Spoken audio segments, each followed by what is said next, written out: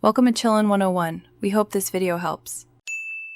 You begin with tools and a clear center line so proportions stay correct. First, place a vertical guide and mark the total hook length. About 12 cm is a good starting point. Next, draw two overlapping ovals, a longer one for the shank and a smaller one at the top for the curved tip.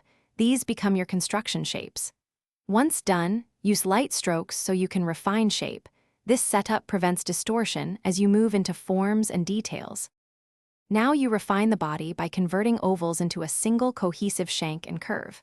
Start by tapering the inside edge by about 0.5 to 1 cm so the hook reads as three-dimensional. This creates thickness. Then define the inner curve radius and ensure the outer curve mirrors it with a smooth transition. Use gentle, confident strokes. Add the small barb notch and an inner bevel to imply metal edge. Erase construction lines as you solidify the silhouette. To finish, darken your final contour lines and vary line weight so the hook reads solid. Heavier lines on the lower edge, thinner near highlights, help one read material.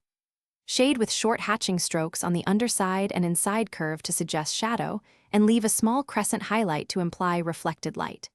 If proportions feel off, don't panic. Erase only the offending section, resketch the corrected curve, and blend the new lines into the drawing for a clean result. Thanks for watching. Consider subscribing if we helped you.